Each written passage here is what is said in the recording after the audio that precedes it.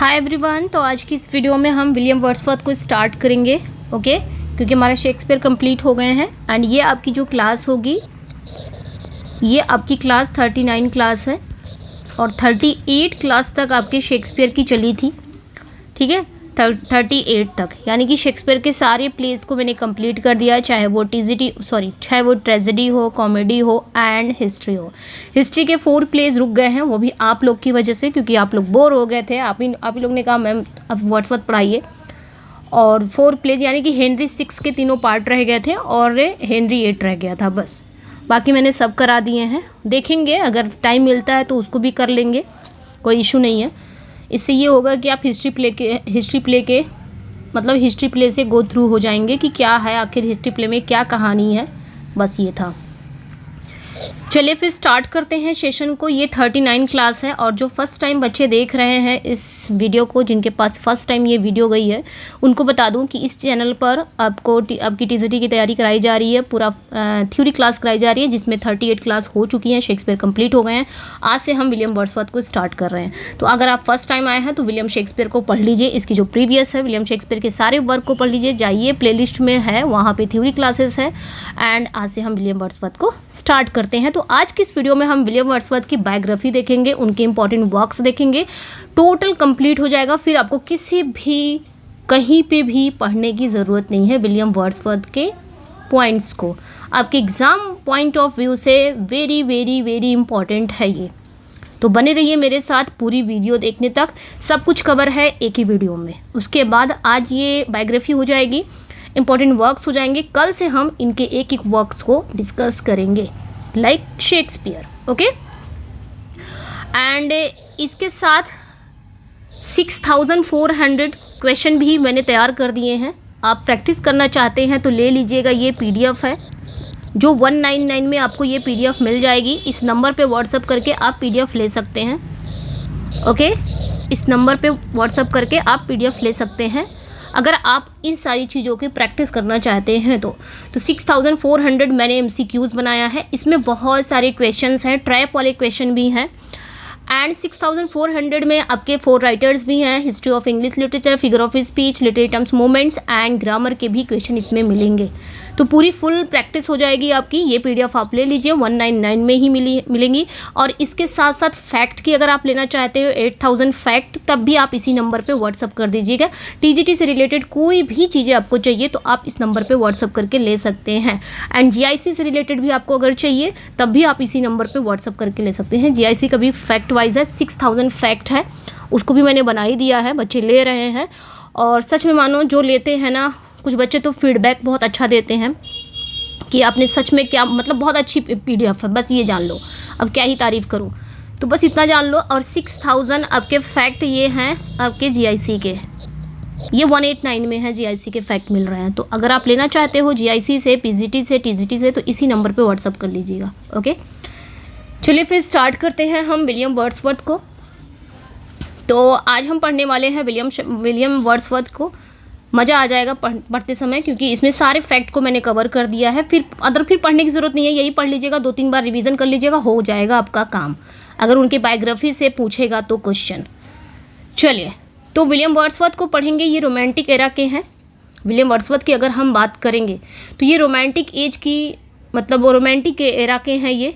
और ऐसा माना जाता है कि रोमांटिक एज की जो शुरुआत है उनकी पोइट्री से एग्ज़ाम में बहुत सवाल बनते हैं। तो आइए समझते हैं क्या है ये जो वर्ड्सवर्थ है, इनके आगे एक नाम दिया है हाई प्रीस्ट ऑफ नेचर। क्यों? क्योंकि ये नेचर के सच में पुजारी थे। नेचर को ये नेचर के अंदर भगवान मानते थे नेचर को।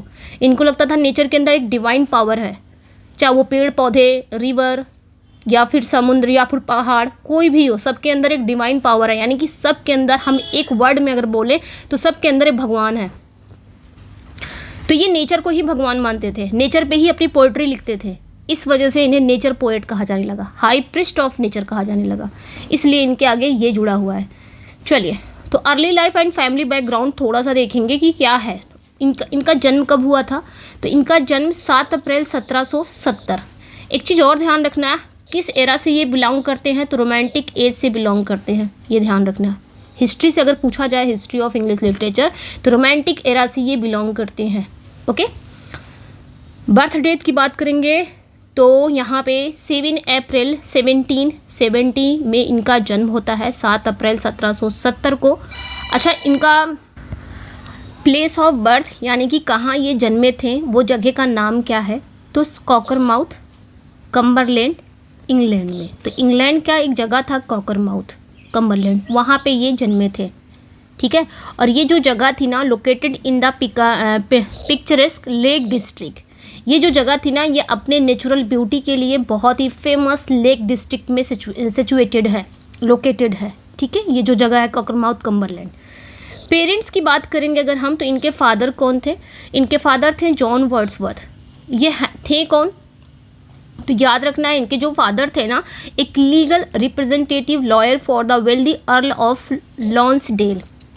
तो इनके जो फादर थे जॉन वर्ड्सवर्थ, ये एक अमीर नवाब अर्ल ऑफ लॉन्सडेल के कानूनी प्रतिनिधि थे, यानी कि एक लीगल रिप्रेजेंटेटिव लॉयर थे, वकील थे, एक अमीर नवाब अर्ल ऑफ लॉन्सडेल के, ये ध्यान रखना है। मदर की बात करेंगे तो एन कुक्सन इनकी माँ का नाम है, ठीक है। फैमिली बैकग्राउंड की बात अगर हम करेंगे तो he was second of 5 children, यानी कि इनके पेरेंट्स की अगर हम बात करें तो इनके पेरेंट्स के इनके पेरेंट्स के 5 औलादें थी, है ना। तो वर्ड्सवर्थ के 5 भाई बहनों, मतलब 5 लोग थे, और वर्ड्सवर्थ कितने नंबर पे थे, 2nd नंबर पे थे, ठीक है। वर्ड्सवर्थ जो थे, वर्ड्सवर्थ 5 भाई बहनों में दूसरे नंबर पे थे। इनका जो परिवार था, इनकी जो फैमिली थी, वो बिलोंग किससे करती थी, एक सम्मानित मिडिल क्लास से थे, है ना, रिस्पेक्टेड मिडिल क्लास। लेकिन फादर के डेथ के बाद but face financial and legal struggles after his father's death, लेकिन फादर के डेथ के बाद फैमिली को ना कई आर्थिक, कई कानूनी परेशानियों का सामना करना पड़ा, तो ये ध्यान रखना है। Childhood environment and influence of nature की अगर हम बात करेंगे, मतलब बचपन का जो माहौल था, नेचर का प्रभाव इन पर कैसे पड़ा, तो Wordsworth grew up surrounded by the stunning natural beauty of the lake District, the river Derwent, mountains, rural landscapes. हुआ क्या कि डिस्ट्रिक्ट के शानदार नेचुरल जो सुंदरता थी वो किसकी वजह से थी, डरवेंट रिवर और पहाड़ों और हरियाली के बीच बीता। इनका जो बचपन बीता ना, वर्ड्सवर्थ के जो बचपन बीते थे, वो लेक डिस्ट्रिक्ट के शानदार जो नेचुरल ब्यूटी थी, डरवेंट रिवर, माउंटेन्स, है ना, और रूरल जो लैंडस्केप थे, इनके बीच वर्ड्सवर्थ का बचपन बीता था। और इस माहौल में बचपन में ही उन्हें नेचर से इमोशनली रूप से जोड़ दिया था। This environment fostered an early emotional connection with nature. यही माहौल था जिसकी वजह से ये नेचर से इतना इमोशनली जुड़ गए थे। समझ में आया? चूँकि लेक डिस्ट्रिक्ट क्या है, एक शानदार नेचुरल ब्यूटी है, जहाँ पे रिवर डरवेंट भी है, माउंटेन्स भी हैं, रूरल लैंडस्केप है, और इसी बीच में वर्ड्सवर्थ का बचपन बीता। और इसी माहौल, इसी इन्वायरमेंट ने बचपन में ही उन्हें नेचर से इमोशनली कनेक्ट कर दिया, ठीक है। बात अगर करेंगे, for Wordsworth nature was just a background but a living breathing entity which shaped his soul, mind and immorality. He later called this period sheet time of my soul. ये याद रखना है। हुआ क्या कि इनके लिए, वर्ड्सवर्थ के लिए नेचर सिर्फ एक निर्जीव नज़ारा नहीं था। जैसे हम लोग क्या करते हैं, नेचर को एक नज़ारा समझते हैं, वाह क्या ब्यूटी है, लाओ इसको कैप्चर कर लें। तो वर्ड्सवर्थ के लिए ये एक नॉन लिविंग नज़ारा नहीं था, बल्कि क्या था, एक लिविंग ब्रेथनिंग एंटाइटी था। मतलब एक जीवित पावर थी नेचर, जिनसे इनकी सोल, इनके माइंड, इनकी मोरालिटी, ठीक है, इनकी मोरालिटी को आकार दिया। मतलब नेचर को ये कह रहे हैं कि नेचर मेरे लिए सिर्फ एक निर्जीव नज़ारा नहीं थी, बल्कि एक जीवित पावर थी, जिसने मेरी आत्मा को, मेरे दिमाग को, मेरी नैतिकता को क्या दिया, आकार दिया। इन्होंने खुद अपने बचपन को, इस समय को, जो समय इनका बीता ना, ये जो लेक डिस्ट्रिक्ट के टाइम पे इनका बचपन बीता, नेचर के बीच में जो इनका टाइम बीता, इस टाइम को ये क्या कहते हैं, इन्होंने खुद अपने बचपन के इस टाइम को seed time of my soul कहते हैं। मतलब मेरी आत्मा को बीज बोने का टाइम कहा, कि मेरे आत्मा में नेचर का जो बीज बोया गया, यही टाइम था। यही टाइम की वजह से इनको नेचर से इतना प्यार हो गया, है ना, बचपन से ही नेचर के बीच में ही रहे ये। इस वजह से इस नेचर को, अपने इस टाइम को, ये seed time of my soul कहा। तो ये इंपॉर्टेंट है, ध्यान रखना। अब बात करेंगे कुछ इनके एडुकेशन की, इनकी शिक्षा दीक्षा कैसे हुई। एडुकेशन की बात करेंगे तो हॉक्सटेड याद रखना, हॉक्सटेड ग्रामर स्कूल 1779, है ना। Sent here after the death of his mother when he just 8 years old. हुआ क्या था, कहानी की तरह समझोगे ना सब समझ में आएगा। अभी तक जो मैंने समझाया उसको समझिएगा, अब कहानी की तरह जो समझोगे सब समझ में आएगा। तो हुआ क्या, जब वर्ड्सवर्थ सिर्फ 8 साल के थे, कितने साल के, सिर्फ 8 साल के थे, तब इनकी माँ की डेथ हो गई और इन्हें इस स्कूल में भेज दिया गया। किस स्कूल में, हॉक्सटेड ग्रामर स्कूल में भेज दिया गया।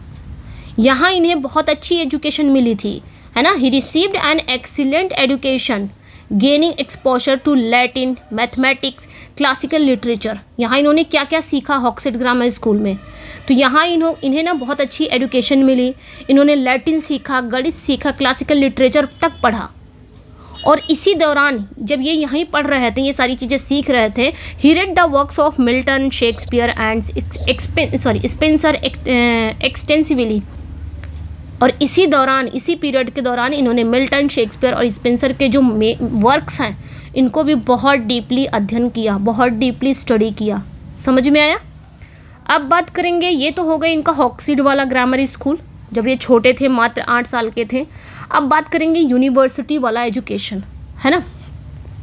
तो यूनिवर्सिटी एजुकेशन की बात करेंगे तो 1787 admitted to Saint John's college Cambridge. ध्यान रखना, इनका जो दाखिला हुआ, इनको मतलब इनका एडमिशन कहाँ हुआ, सेंट जॉन्स कॉलेज, ये कहाँ पड़ता है, कैम्ब्रिज में, यहाँ पे इनका एडमिशन हुआ। He was an average student who disliked the strict academic curriculum, preferring to read independently and take long walks in nature। हुआ क्या, जब ये यूनिवर्सिटी में आए ना, सेंट जॉन कॉलेज कैम्ब्रिज में, तो भाई वहाँ का रेगुलेशन, जो रूल और रेगुलेशन था, थोड़ा स्ट्रिक्ट था। ये पढ़ाई में कैसे थे, एवरेज स्टूडेंट थे ये, है ना। और ये इन्हें ना कॉलेज का जो सख्त अनुशासन था वो बिल्कुल पसंद नहीं था। इसके बजाय ये क्या करते थे, अपने मन से किताबें पढ़ते थे, नेचर के बीच लंबी सैर पर जाना पसंद करते थे। हुआ यूं ही कि मतलब नेचर के बीच में ही रहना चाहते थे। जो कॉलेज का जो रूल रेगुलेशन था, स्ट्रिक्ट जो अनुशासन था, वो इनको बिल्कुल नहीं पसंद था, जो एकेडमिक कैरिकुलम था। Graduated with BA degree in 1791। फिर क्या हुआ, 1791 में, है ना, इन्होंने अपनी BA की डिग्री पूरी की। फिर ये एक यूरोपियन ट्रैवल्स पे भी गए, क्योंकि मैंने जैसे बताया कि इनको शेयर करना काफ़ी पसंद था नेचर के बीच में। तो यूरोपियन ट्रैवल्स में क्या हुआ कि 1790 में कॉलेज की गर्मियों की छुट्टी के दौरान, उस समय कॉलेज की गर्मियाँ की छुट्टी भी चल रही थी, समर वेकेशन चल रहा था, और ये इस बीच he went on famous walking tour across France, Alps, Switzerland, deeply influencing his world view. और इसी बीच ये कहाँ गए, इसी बीच ये फ्रांस, आल्प्स के पहाड़ और स्विट्ज़रलैंड के एक मशहूर वॉकिंग टूर पर गए। ये काफ़ी इंपॉर्टेंट है। यहाँ पे जब वो आल्प्स पहाड़ों पर गए थे ना, तो यहाँ पे इन्होंने अपने जो एक्सपीरियंस हैं, पैदल गए थे ये, तो अपने जो एक्सपीरियंस थे उसको बहुत शेयर किया है, साझा किया है, ठीक है। तो ये ध्यान रखना है, 1790 के दौरान गए थे, उस समय समर वेकेशन चल रहा था, और ये फ्रांस गए थे आल्प्स के पहाड़ों पर, और स्विट्ज़रलैंड के एक मशहूर पैदल यात्रा था ये, मतलब पैदल ही गए थे। और इस ट्रैवल ने, इस यात्रा ने दुनिया को देखने के उनके जो नज़रिए हैं वो पूरी तरह बदल दिए। मतलब इनका जो दुनिया का नज़रिया, पहले कैसे ये दुनिया को देखते थे, और आफ्टर वॉकिंग टूर, ये जो पैदल यात्रा थी, इसके बाद दुनिया को देखने का नज़रिया इनका पूरी तरह से बदल गया था। समझ में आ गया इतना। अब बात करते हैं इनके लाइफ का सबसे इम्पॉर्टेंट पॉइंट्स, फ्रेंच रेवोल्यूशन। आपने अब तो जानते ही होंगे, फ्रेंच रेवोल्यूशन के बारे में आपने पढ़ा ही होगा, ठीक है। फ्रेंच रेवोल्यूशन का प्रभाव भी था इन पर। अच्छा, फ्रेंच रेवोल्यूशन की बात अगर पूछा जाए कि फ्रेंच रेवोल्यूशन कब शुरू हुआ था, तो 1789 में हुआ था। नवासी है ना, नवासी इसी को बोलते हैं, हाँ। 1789 में हुआ था, और ख़त्म कब हुआ था, 1799। यानी कि 1789 से लेके ये शुरू हुआ था और 1799 तक चला था फ्रेंच रेवोल्यूशन। अब आते हैं इस पर। तो फ्रेंच, मैंने जैसे बताया कि ये फ्रेंच रेवोल्यूशन का प्रभाव था इन पर, है ना। फ्रेंच रेवोल्यूशन एंड पॉलिटिकल का प्रभाव था। तो जब ये फ्रांस की यात्रा पर गए थे 1790, 91, 92, ठीक है, ये तीनों ईयर याद रखना, 1790 में गए थे। जब ये फ्रांस की यात्रा पर गए थे, तो Wordsworth was deeply inspired by the French revolution and it's ideal of liberty, equality and fraternity. Wordsworth को ना जो फ्रेंच रेवोल्यूशन था और इसके जो 3 मोटो थे, 3 नारे थे। फ्रेंच रेवोल्यूशन का 3 नारा भी याद रखना, liberty, equality and fraternity. Liberty स्वतंत्रता, इक्वालिटी समानता एंड फ्रेटर्निटी भाईचारा। इससे बहुत ज़्यादा प्रभावित हुए थे कौन? William Wordsworth. तो ये फ्रेंच रेवोल्यूशन का क्या था? मोटो था, नारा था, याद रख सकते हो, लिबर्टी, इक्वालिटी, फ्रेटर्निटी, जिससे विलियम वर्ड्सवर्थ को काफ़ी प्रभाव पड़ा, मतलब बहुत ज़्यादा प्रेरित हुए ये इस चीज़ से। He famously wrote about his this early enthusiasm.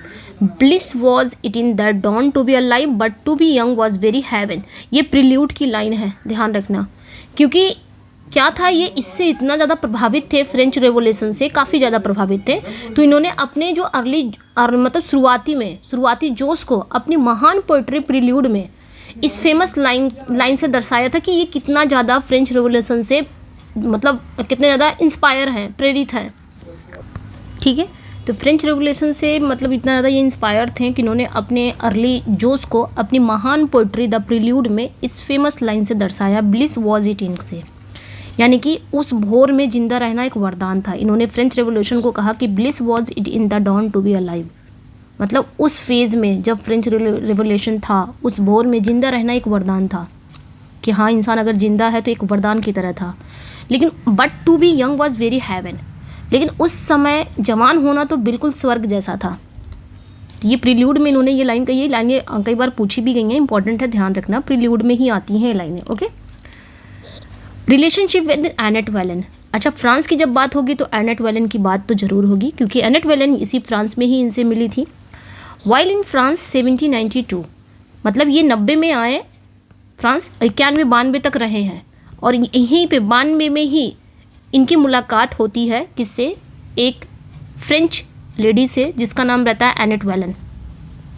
He fell in love with French woman Annette Velan, और इनको प्यार हो जाता है इनसे, एनेट वेलन से।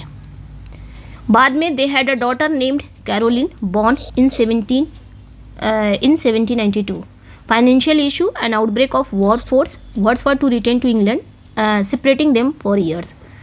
होता क्या है, दोनों को प्यार हो जाता है। देन उसके बाद क्या होता है, 1792 में फ्रांस में रहने के दौरान ही इनकी एक फ्रेंच महिला एनेट वेलन से प्यार हो जाता है, और इनकी उस प्यार से एक बेटी भी होती है जिसका नाम रहता है कैरोलिन। तो कैरोलिन कब बॉर्न होती है? 1792, ये ध्यान रखना है। 1792 में ही मिलते हैं, प्यार होता है, देन बेटी भी होती है जिसका नाम रहता है कैरोलिन। बट होता क्या है, पैसों की कमी, इंग्लैंड फ्रांस के बीच युद्ध शुरू होने के कारण वर्ड्सवर्थ को मजबूरन इंग्लैंड लौटना पड़ता है, क्योंकि उस समय इंग्लैंड और फ्रांस के बीच में युद्ध शुरू हो चुके थे, जिसकी वजह से रीज़न ये था कि वर्ड्सवर्थ को मजबूरी में ही इंग्लैंड मतलब फ्रांस छोड़ना पड़ा और इंग्लैंड लौटना पड़ा, जिससे कई सालों तक ये लोग अलग रहे। ये एनेट वेलन अपनी बेटी से अलग रहे। समझ में आया? अब यहीं पे क्या होता है, वर्ड्सवर्थ जहाँ उत्साह से भरे थे फ्रेंच रेवोल्यूशन से, जहाँ उनको फ्रेंच रेवोल्यूशन का नारा बहुत पसंद आया था, अब यहाँ पे क्या होता है, डिसइल्यूजनमेंट हो जाता है, मोह भंग। कैसे? The violent rain of terror in France and the subsequent war between England and France broke his heart. फिर होता क्या है, बाद में जब फ्रांस में हिंसा और कत्ले आम शुरू हुआ और इंग्लैंड फ्रांस का युद्ध हुआ, तो वर्ड्सवर्थ का यहीं पे दिल टूट गया। अच्छा, एक चीज़ और ध्यान रखना कि जो फ्रांस और इंग्लैंड का जो हिंसा चालू हो गई, कत्लेआम शुरू हुआ, इसे रेन ऑफ टेरर कहा जाने लगा। इस वायलेंट को क्या कहा जाने लगा? Rain of terror. क्या कहा जाने लगा? रेन ऑफ टेरर कहा जाने लगा।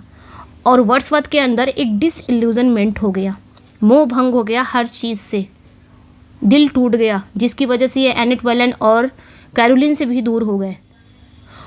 इसी निराशा की वजह से ये गहरे मानसिक तनाव में चले गए थे। ठीक है, disillusionment led to severe mental crisis, eventually shifting his political views from radical revolutionary to highly conservative in his later years. है ना, क्या क्या हुआ जब इंग्लैंड और फ्रांस के बीच में युद्ध शुरू हो गया, इन्हें इंग्लैंड लौटना पड़ा। देन इनका जो मतलब इनके अंदर ना डिसइल्यूजनमेंट हो गया था, मोह भंग, हर चीज़ से जो मोह माया थी वो भंग हो गई थी, और इसी निराशा की वजह से वो गहरे मानसिक तनाव में चले गए थे। और इसके बाद इनकी जो पॉलिटिकल सोच थी फ्रेंच रेवोल्यूशन को लेकर, जो उत्साह से भरे थे, वो सारी सोच इनकी बदल गई। जो वर्ड्सवर्थ जवानी में एक कट्टर रेडिकल थे, एक कट्टर विद्रोही थे, जवानी में जो वर्ड्सवर्थ अपने यूथ डेज में एक कट्टर विद्रोही थे, अब वो बुढ़ापे में बहुत ही कंजर्वेटिव हो गए, रूढ़िवादी हो गए। समझ में आया? तो ये भी पॉइंट काफ़ी इंपॉर्टेंट है। अच्छा, इनकी ज़िंदगी का एक पॉइंट और भी इम्पॉर्टेंट है। इनकी ज़िंदगी का हर पॉइंट एग्ज़ाम के पॉइंट ऑफ व्यू से मैंने इनकी ज़िंदगी का वही पॉइंट लिया है जो आपके एग्ज़ाम में पूछी जा सकती हैं। अच्छा, एक और राइटर थे, सैमुअल टेलर कॉलरिज। राइटर तो थे, साथ ही साथ ये वर्ड्सवर्थ के अच्छे दोस्त भी थे। तो इन दोनों की दोस्ती कैसे होती है ये भी देख लेते हैं। फिर क्या हुआ, 1795 एक और मूवमेंट होता है इनके साथ, इनकी ज़िंदगी में। Wordsworth met Samuel Taylor Coleridge in Somerset, 1795, याद रखना। This sparked one of the most famous literary friendship and intellectual collaboration in history. होता क्या है कि 1795 में सॉमरसेट नाम की जगह पर वर्ड्सवर्थ की मुलाकात किससे होती है? सैमुअल टेलर कॉलरिज से होती है। और ये मुलाकात इनकी दोस्ती में बदलती है, और यही मुलाकात इंग्लिश लिटरेचर के हिस्ट्री की सबसे महान दोस्ती और बौद्धिक समझदारी या बौद्धिक कोलैबोरेशन में बदल गई। मतलब इनके सहयोग से काफ़ी कुछ बदला।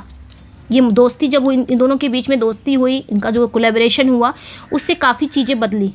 क्या क्या बदला वो देखते हैं। द रोमांटिक मूवमेंट सबसे पहले याद रखना। टुगेदर यानी कि दोनों, Wordsworth Coleridge, they led the foundation of English romantic movement, rebelling against the artificial rigid poetry of the 18th century Augustan age. इन दोनों ने मिलकर क्या क्या किया? इन दोनों ने मिलकर सबसे पहले 18th सेंचुरी का जो अगस्टन एज था उसकी जो बनावटी, क्योंकि अगस्टन एज के बाद ही आपकी रोमांटिक एज आता है। तो अगस्टन एज में क्या था? अगस्टन एज के आपके कौन थे? जोनाथन स्विफ्ट थे, अलेक्जेंडर पॉप थे, जॉन ड्राइडन थे। ये लोग क्या करते थे? आर्टिफिशियल, सख्त नियम वाली पोइट्री लिखते थे, है ना। मतलब इनकी पोइट्री आर्टिफिशियल होती थी, और जो रूल रेगुलेशन यूज़ करते थे, जो भी ये लोग जो भी स्टाइल यूज़ करते थे वो बहुत स्ट्रिक्ट थी। और ये लोग ना अगस्टन एज के ना ये लोग ना बहुत ज़्यादा रेशनल पोइट्री लिखते थे, तर्क वगैरह यूज़ करते थे। तो ये जो अगस्टन एज की जो पोइट्री लिखते थे, जो राइटर अगस्टन एज की पोइट्री लिखते थे, अगस्टन एज की जो पोइट्री थी, जो आर्टिफिशियल सख्त जो नियम वाली पोइट्री थी, उसके खिलाफ एक बगावत की इन दोनों ने, वर्ड्सवर्थ और कॉलरिज ने। ठीक है। और इंग्लिश में इन्होंने रोमांटिक मूवमेंट की एक नींव रखी इन दोनों ने मिलकर। इन्होंने जो आर्टिफिशियल रेजिड पोइट्री और आपका जो क्या बोल सकते हो तर्क वितर्क वाली जो पोइट्री थी, ये लोग तर्क वितर्क करते थे, वो सारी चीज़ों को इन्होंने रिजेक्ट कर दिया वर्ड्सवर्थ और कॉलरिज ने मिलकर, और इन्होंने रोमांटिक मूवमेंट की शुरुआत की। इस रोमांटिक मूवमेंट में इन्होंने किस पे जोर दिया? माइंड पे, इंसान के माइंड पर जोर दिया, नेचर पे जोर दिया, इमोशन पे जोर दिया। समझ में आए? फिर क्या हुआ, दोनों ने मिलकर एक लिरिकल बैलेड्स लेके आए जो एग्ज़ाम के लिए काफ़ी इंपॉर्टेंट है। ये दोनों ने मिलकर एक एडिशन चलाया जिसका नाम था लिरिकल बैलेड्स। ये कब आया था? 1798 में आया था। दोनों ने मिलकर ये शुरू किया और नाम था लिरिकल बैलेड्स। कब आया? 1798 में। अच्छा, एक चीज़ और ध्यान रखना है, पब्लिकेशन ईयर 1798, पब्लिश एनोनिमसली, यानी कि जब ये 1798 में लिरिकल बैलेड्स पब्लिश हुआ ना, तो उस पर किसी भी राइटर का नाम नहीं था, ना ही वर्ड्सवर्थ का नाम था, ना ही कॉलरिज का नाम था, यानी कि ये एनोनिमसली पब्लिश्ड हुआ था, यानी बिना किसी राइटर के नाम के एनोनिमसली इसको छापा गया था, पब्लिश किया गया था। अच्छा, जब ये छपा, जब पब्लिश हुआ, इसमें टोटल कितनी पोइट्री थी, यानी कि नंबर ऑफ पोइट्रीज कितनी थी? तो कंटेंट 23 पोएम्स, इसमें नंबर ऑफ पोइट्री जो थी उसमें टोटल 23 पोएम्स थी। अब ये 23 पोएम्स सब मिलाकर थी, इसमें वर्ड्सवर्थ की कितनी थी, कॉलरिज की कितनी थी? तो वर्ड्सवर्थ की 19 थी, 19 बाई वर्ड्सवर्थ, एंड कॉलरिज की 4 पोएम्स थी इसमें लिरिकल बैलेड्स में। और जब लिरिकल बैलेड्स की शुरुआत होती है तो इसमें कई पोइट्री, मैंने बताया ना 23 पोएम थी, तो कौन सी पोएम लिरिकल बैलेड्स की शुरुआत करती है? तो ओपनिंग पोएम थी कॉलरिज की masterpiece the rhyme of ancient mariner. ये कॉलरिज की मास्टरपीस पोएम थी, इसी पोएम से लिरिकल बैलेड्स की शुरुआत होती है। अच्छा, एंडिंग क्लोजिंग पोएम कौन सी थी? तो वर्ड्सवर्थ की मास्टरपीस थी lines written a few miles above Tintern Abbey, यानी कि टिंटन एबे थी एंडिंग पोएम। ये ध्यान रखना है, ठीक है। एग्जाम पॉइंट ऑफ व्यू से देखेंगे अगर हम, तो पब्लिकेशन ऑफ लिरिकल बैलेड्स 1798, ऐसा माना जाता है कि 1798 में लिरिकल बैलेड्स के पब्लिश होते ही इंग्लिश लिटरेचर में ऑफिशियली तौर पर रोमांटिक एज की शुरुआत मानी जाती है। ऐसा कहा जाता है जब 1798 में लिरिकल बैलेट्स आया, पब्लिश हुआ, उसी समय रोमांटिक एज की शुरुआत भी मानी जाती है, ये ध्यान रखना। अब इनके कुछ पर्सनल लाइफ के बारे में और जान लेते हैं। अभी तक तो इनके प्रोफेशन के बारे में हम जान रहे थे, अब थोड़ा सा फिर हम पर्सनल लाइफ में आ जाएंगे। तो पर्सनल लाइफ में हम ये देखेंगे, अभी तक तो हमने वर्ड्सवर्थ की जो बायोग्राफी पढ़ी वो वर्ड्सवर्थ के थे, वर्ड्सवर्थ के बचपन का था, वर्ड्सवर्थ के पेरेंट्स का था, वर्ड्सवर्थ के भाई बहन का था, वर्ड्सवर्थ की एजुकेशन के बारे में था, देन वर्ड्सवर्थ के प्रोफेशन के बारे में थोड़ा पढ़े, उनके दोस्ती के बारे में पढ़े। अब हम वर्ड्सवर्थ की पर्सनल लाइफ के बारे में जानेंगे कि वर्ड्सवर्थ ने शादी क्यों, किससे की, गर्लफ्रेंड के बारे में तो जान लिया। अब वर्ड्सवर्थ ने शादी की कि नहीं की अपनी लाइफ में, और शादी अगर कर ली तो बच्चे हुए कि नहीं वर्ड्सवर्थ के, ये देखेंगे। तो मैरिज, मैंने बताया एनेट वेलेन से प्यार किया, शादी नहीं किए थे, एक बेटी हुई थी कैरोलिन 1792, ध्यान रखना। अब इन्होंने शादी भी की, जब वहाँ से ये लौटे ना, वहाँ से जब ये लौट गए फ्रांस से, जब ये इंग्लैंड में आ गए तो इन्होंने शादी की अपनी चाइल्डहुड फ्रेंड मैरी हचिनसन से। इन्होंने 1802 में शादी कर ली, ध्यान रखना, ठीक है। और ये जो मैरी हचिनसन थी ये इनकी चाइल्डहुड फ्रेंड थी। अच्छा, जब शादी कर लिए, बच्चे कितने हुए इनके, तो 5 चिल्ड्रन थे इनके। कितने बच्चे थे, 5 चिल्ड्रन। उन 5 बच्चों का नाम क्या था, जॉन, डोरा, थॉमस, कैथरीन, विलियम, ये 5 बच्चे के इनके नाम थे, ठीक है, ध्यान रखना। अब जब वर्ड्सवर्थ की बात होगी तो इनकी बहन की बात जरूर होगी, बहन ड्रोथी वर्ड्सवर्थ काफ़ी इनकी बिलेवेड सिस्टर थी। His beloved sister Dorothy was his constant companion, his eyes and ears, ये ध्यान रखना है। एक चीज़, एक सेकेंड, हाँ, इसको मैं थोड़ा सा ये कर देती हूँ, इम्पोर्टेंट है ये। फिर हुआ क्या, ड्रोथी की अगर हम बात करेंगे, इनकी बहन ड्रोथी, इनकी बहन का नाम क्या था, ड्रोथी वर्ड्सवर्थ, जो इनकी प्यारी बहन थी, है ना, इनकी प्यारी बहन थी ड्रोथी, जो हमेशा इनके साथ रही, वर्ड्सवर्थ के साथ रही। और वर्ड्सवर्थ इन्हें अपनी आँख और कान कहते थे कि ये मेरी आइज़ एंड ईयर्स है, तो ये ध्यान रखना है। हर डिटेल ग्रास मेरे journals provided the raw material and inspiration for many of his famous poems including daffodils। तो एग्जाम फैक्ट से ये याद रखना कि ड्रोथी की एक डायरी हुआ करती थी, उस डायरी का नाम क्या था, ग्रास मेरे जर्नल्स। ये ड्रोथी डायरी लिखती थी और उस डायरी का नाम था ग्रास मेयर जर्नल्स। इसमें इन्होंने क्या लिखा, किसके बारे में बताया, तो इसमें इन्होंने ड्रोथी वर्ड्सवर्थ जो हैं, इन्होंने नेचर को बहुत बारीकी से डिस्क्राइब किया है ना, नेचर को बहुत बारीकी से उनके बारे में, नेचर के बारे में वर्णन लिखती हैं अपनी इस डायरी में, ग्रास मेरे जर्नल में। और वर्ड्सवर्थ की बहुत ही ग्रेट पोइट्री, जैसे कि डैफोडिल्स वगैरह, इसका जो आइडिया मिला वर्ड्सवर्थ को ना, वो ड्रोथी के इसी डायरी से इन्होंने लिया। जैसे कि डैफोडिल्स वगैरह उन्होंने जो लिखा वर्ड्सवर्थ ने, इसका आइडिया इनको कहाँ से मिला, इसी ड्रोथी के इसी डायरी से मिला, ग्रास मेयर जर्नल से, क्योंकि ग्रास मेयर जर्नल में इन्होंने नेचर को बहुत बारीकी से डिस्क्राइब किया है। समझ में आया। अब कुछ इनके लाइफ की फैमिली ट्रेजेडी के बारे में जान लेते हैं। The tragic death of his brother captain John Wordsworth in shipwreck 1805। 1802 में इन्होंने मैरी हचिनसन से शादी की। 1805 को आप कैसे याद रखोगे, 1805 में जो इनका जो प्रील्यूड है, इनका जो वर्क है प्रील्यूड, वो ना कंप्लीट हुआ था विथ 13 बुक्स, ऐसे याद रख लेना। तो 1805 में हुआ क्या, 1805 में एक शिपरैक से इनके जो भाई थे कैप्टन जॉन वर्ड्सवर्थ की डेथ हो गई। फिर क्या हुआ, जब एक बार डेथ हुई तो कई डेथ हुई इनके लाइफ में। The death of 2 of his children, इनके 5 बच्चे थे तो 5 में से 2 बच्चे ऐसे थे, थॉमस और कैथरीन, इनकी भी डेथ हो गई 1812 में। 1812 में इनके दोनों बच्चे थॉमस और कैथरीन की भी डेथ हो गई। These tragedies brought a somber, deeply philosophical, religious tone in his later poetry। और इन लगातार डेथ और दुख ने वर्ड्सवर्थ को अंदर से हिला दिया था, और यही रीज़न था कि उनकी बात की, यानी कि उनकी लेटर पोइट्रीज़ में बहुत ज़्यादा, हमें अगर बात की हम पोइट्री पढ़ते हैं तो बात की पोइट्री में हमें टोन कैसे देखने को मिलता है, उनकी पोइट्री बहुत उदास लगती है, फिलॉसफी लगती है, और टोन कैसा रहता है, रिलीजियस टोन देखने को मिलता है। यही सारे रीज़न समझ में आए। क्योंकि कहीं ना कहीं अगर हम बात करेंगे, जो राइटर होते हैं, पोएट होते हैं, कहीं ना कहीं उनकी लाइफ का जो भी सिचुएशन है, चाहे वो दुख से बीत रहा हो, चाहे वो खुशी से बीत रहा हो, वो उनकी पोइट्री में हमें एक झलक तो देख मतलब उनकी पोइट्री में वो झलक देखने को मिलती ही मिलती है कि उनकी पोइट्री में आखिर ये उदास ही क्यों है। कहीं ना कहीं राइटर के लाइफ में उदासी रही होगी, वो अपनी पोइट्री में दिखाई देते हैं, वो झलक मिल ही जाती है। अच्छा, आपने वर्ड्सवर्थ पढ़ा होगा, जो पुराने बच्चे होंगे, नए की बात नहीं कर रही, जो पुराने वो लेक डिस्ट्रिक्ट जरूर पढ़े होंगे। तो लेक डिस्ट्रिक्ट से इनका क्या कनेक्शन था थोड़ा सा समझ लेते हैं। Residence in the lake district, lake district में इनका जो रेजिडेंस था, इनका निवास था, मतलब ये रहते थे लेक डिस्ट्रिक्ट में। तो लेक डिस्ट्रिक्ट में ये कहाँ रहते थे? सबसे पहले इनके घर का नाम क्या था? डब कॉटेज ग्रासमेरे, ठीक है। 1799 से लेकर 1808 तक वो यहीं रहे, डब कॉटेज ग्रासमेरे में ही, ठीक है। His most productive years were spend here with Dorothy and later Mary.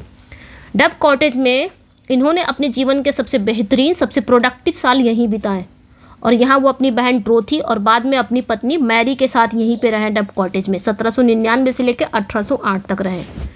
फिर उसके बाद इन्होंने घर चेंज किया। मैं बस अपनी लैंग्वेज में बता रही हूँ आपको कि घर चेंज, जैसे घर चेंज होता रहता है, तो घर इन्होंने फिर चेंज किया, रिडल माउंट आ गए। तो दूसरे घर का इनका नाम है रिडल माउंट। यहाँ पे इन्होंने कब से कब तक रहे? 1813 से 1850 तक रहे, यानी कि जब तक इनकी डेथ नहीं हो गई। He moved here in 1813 and lived there for the rest of his life. 1813 में वह इस घर में आ गए, रिडल माउंट में। अपनी ज़िंदगी के बाकी बचे जो साल थे वो उन्होंने रिडल माउंट में बिताया। यहाँ तक कि आप याद रखिएगा कि जब 1850 में इनकी डेथ हुई तो वो रिडल माउंट में ही थे। याद रखना है कौन से घर में थे? रिडल माउंट में, ठीक है। लेक पोएट से याद रखना कि लेक पोएट से ये बिलोंग करते हैं। लेक पोएट से 3 राइटर बिलोंग करते हैं, Wordsworth, Coleridge and Robert Southey. ध्यान रखना क्यों बिलोंग करते हैं, क्योंकि close proximity in the lake district and work collectively named the lake poets by critic initially as an insult. तीनों इंग्लैंड के लेक डिस्ट्रिक्ट के आसपास ही रहते थे, चाहे वर्ड्सवर्थ हो गए, चाहे कोलरिज हो गए, चाहे सदी हो गए। ये तीनों ही इंग्लैंड के लेक डिस्ट्रिक्ट के आसपास ही रहते थे। ये जो लेक डिस्ट्रिक्ट था ना, ये लेक्स वाले इलाके थे, यानी कि झील वाले इलाके थे, और इसी के आसपास ये तीनों राइटर रहते थे। इसलिए क्रिटिक ने इन्हें एक साथ ही लेक पोएट्स का नाम दिया। अच्छा, उस क्रिटिक का नाम भी याद रखना, फ्रांसिस जेफरे। फ्रांसिस जेफरे ये वो क्रिटिक थे जिन्होंने इन 3 राइटर को कहा। अच्छा, फ्रांसिस जेफरी का याद रखना कि ये उसके ब्लैकवुड मैगजीन के रिव्यू करने वाले थे, और वहाँ पे इन्होंने कॉलरिज की जो बायोग्राफिया लिटरेरिया नहीं 1817 में आई थी, इनका जो वर्क था उसको वहाँ पे रिव्यू करते हुए उन्होंने 3 राइटर को टारगेट किया था, वर्ड्सवर्थ, कोलरिज, सदी को लेक पोएट्स कहा था। वहीं पे इन्होंने lake poets, sects SECTS of poets भी कहा। यहीं पे इन्होंने इन्हीं तीनों को, ये फ्रांसिस जेफरी ने वहीं पे नाम दिया था। अब इम्पोर्टेंस ध्यान रखना है यहाँ पे कि लेक डिस्ट्रिक्ट क्या था। तो लेक डिस्ट्रिक्ट के बारे में याद रखना बहुत ही rugged serene beauty of the lake District is the primary setting and spiritual core of entire poetic output. Lake District की जो शांत, अनइवन और जो खूबसूरती नेचर, मतलब जो खूबसूरती थी नेचर की, वही इनकी पूरी पोइट्री का क्या है? स्पिरिचुअल कोर है। यानी कि लेक डिस्ट्रिक्ट का जो आसपास का इलाका था बहुत शांत था, उबड़ खाबड़ खूबसूरत नेचर ही इनकी पूरी पोइट्री का मुख्य आधार है, ठीक है। वही नेचर जो बचपन में इन्होंने नेचर से जो प्यार, जो इमोशनल अटैच इनका नेचर से हुआ बचपन से ही, वही भाई उनकी पोइट्री में भी देखने को मिलता है। अब बात करेंगे इनकी लिटरेरी करियर के बारे में। मैंने कहा A to Z इसमें मैंने रख दिया है, और आलतू फालतू कुछ नहीं है। आप खुद देखोगे, आप इतने दिन से, जो पुराने बच्चे इतने दिन से आप पढ़ते चले आ रहे हो, आप खुद देखो कि इसमें एक भी चीज़ ऐसी है जो आपके एग्ज़ाम रेलिवेंट ना हो। फालतू चीज़ें नहीं रखी है, बस वही रखा है जो आपके एग्ज़ाम रेलिवेंट हो, जहाँ से क्वेश्चन बनते हैं, ठीक है। तो फिर मैंने क्यों कहा, मैं जल्दी बोलती नहीं है चीज़ें कि फिर आपको देखने की ज़रूरत नहीं है। जब मैंने सब कुछ रखा है इसलिए बोलती, फिर कहीं देखने की ज़रूरत नहीं है। यहाँ पे पढ़ लिया, 1-2 बार पढ़ लिया, 3 बार पढ़ लिया, हो गया काम। थोड़ा रिवीजन कर लेना ज़रूर। फिर आपको वर्ड्सवर्थ की बायोग्राफी पढ़ने की ज़रूरत नहीं है। मुझे नहीं लगता कि इससे बाहर बायोग्राफी अगर पूछेगा तो इससे बाहर पूछे। चलिए नेक्स्ट पे आ जाएंगे। अब यहाँ पे देखेंगे लिटरेरी करियर क्रोनोलॉजिकल फेजेस, ठीक है। Critic generally divided his career into 3 phases. जो क्रिटिक हैं, जो आलोचक हैं, उन्होंने इनके करियर को ना 3 फेजेस में बांटा है, 3 मेन फेजेस में बांटे हैं। तो फेज़ नंबर वन में अर्ली पीरियड यानी कि 1787 से लेके 1797 में 87 to 97, ये जो बीच का पीरियड था, इस बीच में अर्ली पीरियड इनका आया, शुरुआती जो पीरियड था। इस पीरियड की कैरेक्टरिस्टिक क्या थी? रिवोल्यूशनरी इंथुजियाज्म था, ट्रेडिशनल 18th सेंचुरी का couplets, early observation of nature. इस समय उन पर ना वर्ड्सवर्थ पर फ्रेंच रेवोल्यूशन का जोश सवार था, जो अर्ली पीरियड था इनका 1787 से लेकर 97 थे। ये 18th सेंचुरी के जो पुराने स्टाइल्स में लिखते थे और नेचर को सिर्फ बाहर से देखते थे, ऐसा कैरेक्टरिस्टिक था अर्ली पीरियड में। और इस अर्ली पीरियड में इनके मेजर वर्क्स कौन कौन से आए? An evening walk, descriptive sketches, the borders, ठीक है। An evening walk 1793, descriptive sketches 1793। इन दोनों पोएम में आपको ना फ्रेंच रेवोल्यूशन का देखने को मिलेगा। 18th सेंचुरी के जो पुराने स्टाइल थे, जो पुराने कपलेट्स थे, उसमें इन्होंने लिखा है। नेचर को सिर्फ देखने का तरीका इनका क्या था? सिर्फ बाहर से देखते थे। तो इन दोनों पोएम में हमको देखने को मिलेगा। अच्छा, इसी फर्स्ट पीरियड में इनका एक मात्र प्ले आया था जिसका नाम था दी बॉर्डर्स, जो 1796 में आया था। ये इनका ओनली प्ले है जो कि एक ट्रेजेडी है, ठीक है। उसके बाद फेज़ नंबर 2 यानी कि मिडिल पीरियड, जिसे ग्रेट क्रिएटिव पीरियड भी कहा जाता है, जहाँ पे आपका लिरिकल बैलेट्स आता है। ये सेकेंड पीरियड में आता है इनका। तो 1798 से लेके 1807, इसी पीरियड में इनकी important poems I, lyrical ballads भी आया, ठीक है। तो इसकी जो कैरेक्टरिस्टिक थी, यानी कि ये जो पोइट्री थी, ये जो पोइट्री इस पीरियड में जो भी पोइट्री आई, उस पोइट्री में हमें वर्ड्सवर्थ ना किस थीम पर लिखते थे, उनकी पोइट्री में हमें क्या देखने को मिलता था? तो इस पीरियड का जो कैरेक्टरिस्टिक था, क्या था? The peak of his genius, यानी कि जो उनकी प्रतिभा का दम चरम था, ये जो पीरियड था, उनकी जो प्रतिभा थी ना, जो टैलेंट था, टैलेंट का एकदम पीक पर था उनका talent. Deep spiritual connection with nature, mature romantic philosophy, focus on memory and childhood. इस समय नेचर से उनका जो गहरा आध्यात्मिक जुड़ाव हुआ, बचपन और यादों पर उन्होंने अपने सबसे बेहतरीन रोमांटिक पोइट्री लिखी इसी पीरियड में, ठीक है। इनके मेजर वर्क्स इस पीरियड में कौन कौन से मेजर वर्क्स आए? Lyrical ballads, poems in 2 volumes 1807, यानी कि ये जो पोएम्स इन 2 वॉल्यूम्स है ना 1807, इसी में इनकी महान ओड्स भी आई, पब्लिश हुई, like ode intimation of immortality, ode to duty and resolution and independence, drafting of the prelude, यानी कि प्रिल्यूड का जो ड्राफ्ट था वो इसी पीरियड में तैयार किया गया। अब आ जाते हैं फेज़ नंबर 3, लेटर पीरियड, बाद का पीरियड, जो लास्ट पीरियड है। ये कब से कब तक था? तो 1808 से लेके 1850, जब तक इनकी डेथ नहीं हो गई, ठीक है। इसमें कैरेक्टरिस्टिक क्या थी? वर्ड्सवर्थ का पोइट्री पर क्या रुझान था, मतलब वर्ड्सवर्थ के अंदर क्या चल रहा था, वो अपनी पोइट्री किस पर लिख रहे थे, थीम वगैरह किस पर थी? तो इस समय इनकी पोइट्री की एक पुरानी चमक फीकी, यानी कि जो जीनियस मिडिल पीरियड में देखने को मिला, जो टैलेंट मिडिल पीरियड में देखने को मिला, वो टैलेंट इस पीरियड में फीका पड़ने लगा, ठीक है। यानी कि अब वो नेचर की जगह रूढ़िवादी धर्म, राजनीति, नैतिकता पर उपदेश देने लगे।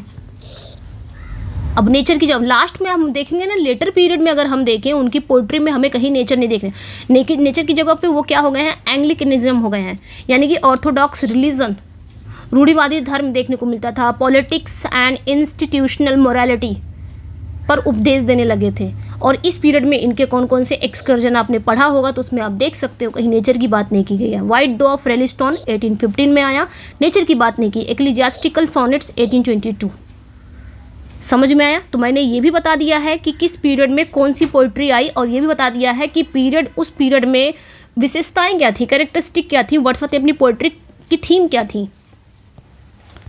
अब आ जाते हैं हम लोग मेजर पोएम्स ऑफ वर्ड्सवर्थ, जो हम पढ़ने वाले हैं। वर्ड्सवर्थ बहुत जल्दी कंप्लीट होगा, चाहे आपके मिल्टन हो गए चाहे गॉल्सवर्दी।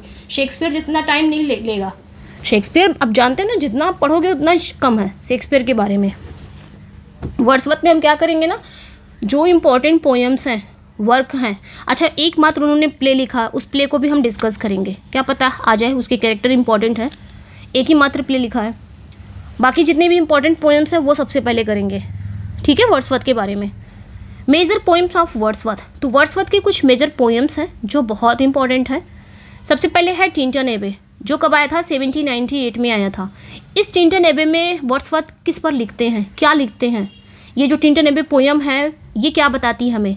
तो explore the healing power of nature and the stages of man's relationship with it. ये पोयम हमें बताती है कि कैसे नेचर इंसान के घावों को भरती है, यानी कि इंसान का जो घाव है, हीलिंग पावर का काम करती है नेचर। और इंसान नेचर का जो रिश्ता है वो उम्र के साथ कैसा बदलता है, यानी जब इंसान बचपन में था तब वो नेचर को कैसे देखता है, जब इंसान यूथ डेज में पहुंचता है तब नेचर को कैसे देखता है, अपने एडल्टहुड में पहुंचता है तब नेचर को कैसे देखता है। ये पोयम हमें बताती है, वर्ड्सवर्थ अपने थ्रू बताते हैं। नेक्स्ट जो पोयम इनकी है लूसी पोयम। ये जो लूसी पोएम्स हैं ये 1798 से लेके 1801, ये लूसी पोएम्स में ना हमें आज सीरीज ऑफ 5 पोएम्स, ये एक सीरीज है, 5 पोइट्री की एक सीरीज है। ये नाम क्या है, लूसी पोएम्स के नाम से हम जानते हैं। और इसमें ना टोटल आपको 5 पोएम मिल जाएंगी, 5 पोएम्स मिल जाएंगी। लूसी नाम, टाइटल क्या है, लूसी नाम्स, यानी कि 1798 से लेके 1801 तक।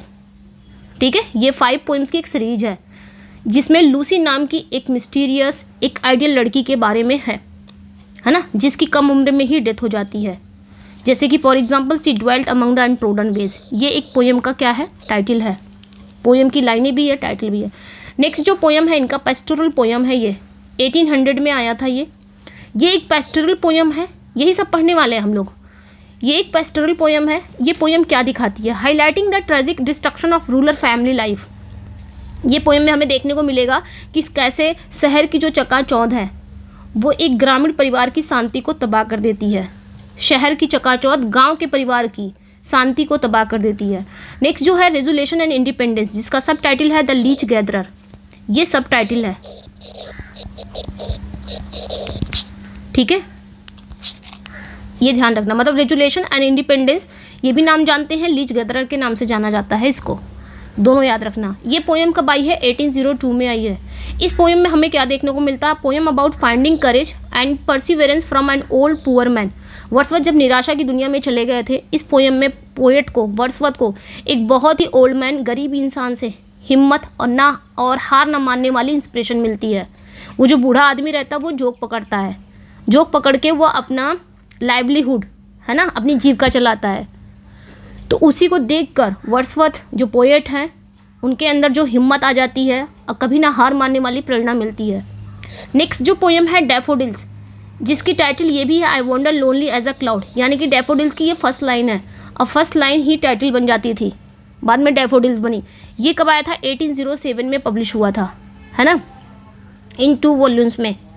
इसमें क्या देखने को मिलता है, ultimate example of emotion recollected in tranquillity, है ना। इसी पोयम में हमें देखने को मिलता है, ये इस बात का सबसे बड़ा एग्जाम्पल है कि अकेले में याद की गई भावनाएं कैसे पोइट्री बनती है, इसी पोयम में देखने को मिलता है।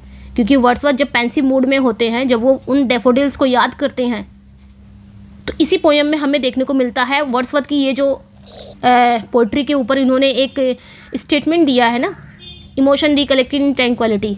इन्होंने कहा कि अकेले में पोइट्री तभी निकलती है पोएट के मन से जब पोएट अकेला होता है, और अकेले में याद की गई भावनाएं जब निकलती हैं इंसान की ना, तब पोइट्री कहीं जाके बनती है। ये पोयम सबसे बड़ा एग्जाम्पल है इसका। सॉलिटरी रीपर, नेक्स्ट पोयम है सॉलिटरी रीपर। ये कब आया था, 1807, इन 2 वॉल्यूम्स में पब्लिश हुआ था। इसमें इन्होंने क्या बताया है, एक ब्यूटीफुल लिरिक है ये, about a Scottish highland girl singing a melancholic song. इस पोयम में हमें देखने को मिलेगा कि स्कॉटलैंड के पहाड़ों पर एक गाती हुई लड़की के दर्द भरे गीत पर लिखी गई एक बेहद खूबसूरत लिरिक पोयम है, जो एक लिरिक है, जो एक स्कॉटिश हाईलैंड गर्ल है जो एक मेलनकॉलिक गाना गाती है। और वर्ड्सवर्थ इसको सुनते हैं, उन्होंने इसको लिख डाला, पढ़ेंगे इसको भी। नेक्स्ट जो है ओड इंटीमेशन ऑफ इमॉर्टैलिटी, ये कब आया था, 1807 में। अच्छा, टिंटन एबे और ये जो ओड है इंटीमेशन ऑफ इमॉर्टैलिटी, इसकी लाइनें काफ़ी इंपॉर्टेंट है। हालांकि मैंने बहुत बार इसकी लाइनें कराई हैं आपके क्वेश्चन में, अलग से भी करवाई हैं बहुत बार, लेकिन इस बार भी पढ़ेंगे, ठीक है। इसमें हमें देखने को क्या मिलते हैं, explore the philosophy that children are closer to heaven and lose their spiritual vision as they grow older. Next जो पोयम है ओड इंटीमेशन ऑफ इमॉर्टैलिटी, ये कब आया था, ये 1807 में, ये भी पब्लिश हुआ था। और इस पोयम में इन्होंने क्या बताया है इस पोइट्री का जो फिलॉसफी ये है, इस पोइट्री में हमें एक फ़िलॉसफी देखने को मिलती है। फिलॉसफी ये है कि जो चिल्ड्रन होते हैं, है ना, बच्चे गॉड के ज़्यादा करीब होते हैं, हेवन के ज़्यादा करीब होते हैं, भगवान के ज़्यादा करीब होते हैं।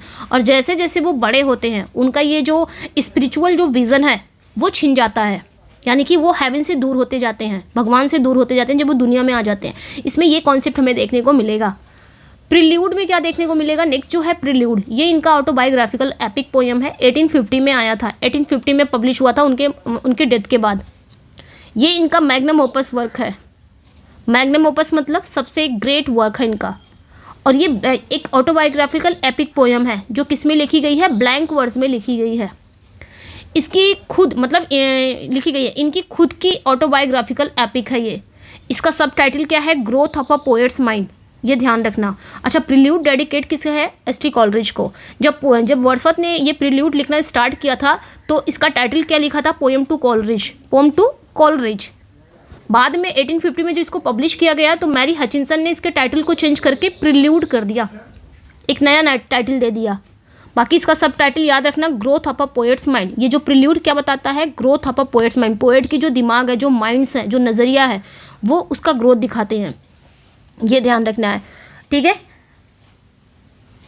अच्छा हाँ, मैंने बताया प्रील्यूड डेडिकेटेड है एस.टी. कॉलरिज को, और उसी के रिस्पॉन्स में एस.टी. कॉलरिज ने भी वर्ड्सवर्थ के नाम पर एक वर्क लिखा, टू विलियम वर्ड्सवर्थ, जिसमें वो लाइन आती है, एन एवर एंड्यूरिंग मैन, जहाँ पे आपके लास्ट ईयर एग्जाम में पूछा था, तो यहाँ से लाइन पूछ लिया था।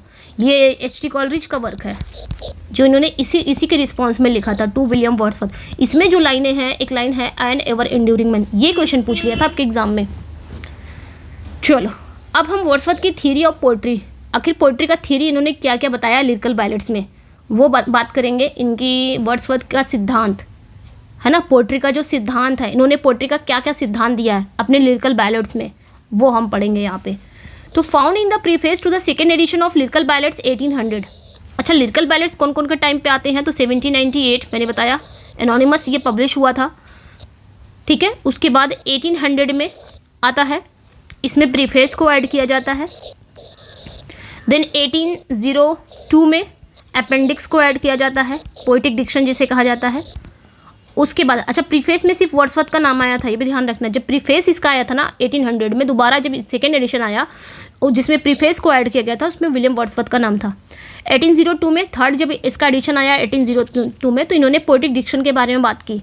उसके बाद फोर्थ एडिशन 1805 में आया। तो ये चारों एडिशन आपने याद रखना है लिरिकल बैलेट्स का। अब इन चारों एडिशन में, यानी कि जब ये जो सेकंड वाला एडिशन आया था जिसमें वर्ड्सवर्थ ने प्रीफेस को ऐड किया था, तो प्रीफेस का मतलब वर्ड्सवर्थ ने पोइट्री है ना, इसकी थ्योरी को समझाया था, पोइट्री के सिद्धांत को बताया था, पोइट्री कैसी होनी चाहिए। अगर एक पोएट पोइट्री लिख रहा है, पोइट्री कविता लिख रहा है, तो उसको कैसे, उसकी जो लैंग्वेज है, उसकी जो स्टाइल है ना, पोइट्री की जो लैंग्वेज है, पोइट्री की जो स्टाइल है, जो मैटर है, कैसा होना चाहिए, एक पोएट का रोल कैसा होना चाहिए इस पोइट्री में, ये इन्होंने बताया है इस प्रीफेस में, ठीक है। तो found in the preface to the second edition of the lyrical ballads 1800, इतना याद रखना है कि 1800 में लिरिकल बैलेट्स के दूसरे एडिशन में आया था। यानी कि वर्ड्सवर्थ ने 1800 में लिरिकल बैलेट्स का दूसरा जो सेकेंड एडिशन में उन्होंने अपना फेमस प्रीफेस लिखा, और इसी प्रीफेस को क्या कहा जाता है, इंग्लिश रोमांटिसिज्म का मैनिफेस्टो कहा जाता है इसी प्रीफेस को। तो पूछा जाए कि इंग्लिश रोमांटिसिज्म का मैनिफेस्टो कब है, तो 1800 का जब प्रीफेस ऐड किया गया था। अच्छा, इसमें इन्होंने पोइट्री की डिफिनेशन क्या दी, इसमें इन्होंने पोइट्री की डिफिनेशन में बताया, ये कहा the spontaneous overflow of powerful feeling, it takes its origin from emotion recollected in tranquillity. ये इन्होंने पोइट्री का परिभाषा बताई, इसमें प्रीफेस में दिया, ठीक है, यही परिभाषा इन्होंने दिया। कहा पोइट्री की परिभाषा, पोइट्री जो है ना वो पावरफुल फीलिंग का एक सहज बहाव है, पावरफुल फीलिंग, यानी कि इसका मतलब जब पोएट शांत अवस्था में रहता है, एकदम वैकेंट मूड में, खाली मूड रहे, शांत अवस्था रहे, तब पोएट के अंदर जो इमोशंस निकलते हैं, उसी इमोशन से पोइट्री बनती है, तब पोएट लिखता है पोइट्री, ये कहने का मतलब है इसका।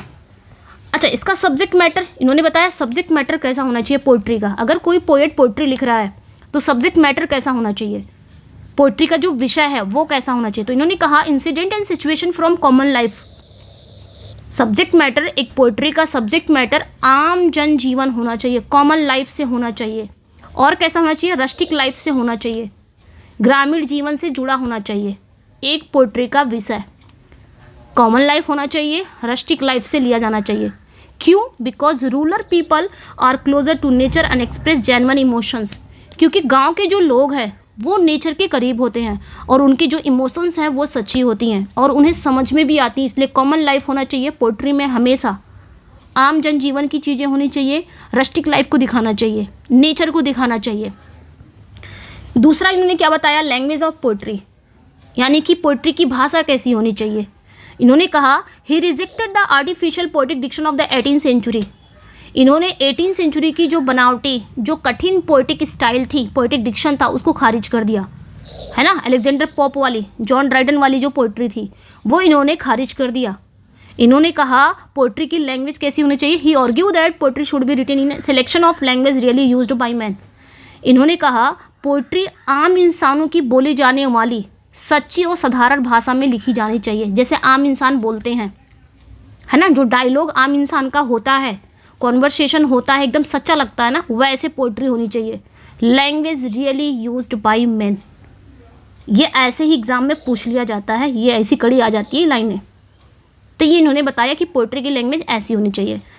तीसरा इन्होंने क्या बताया? Role of the poet. एक पोइट्री में पोएट का रोल क्या होना चाहिए। इन्होंने कहा पोएट इज ये इंपॉर्टेंट है, a man speaking to man.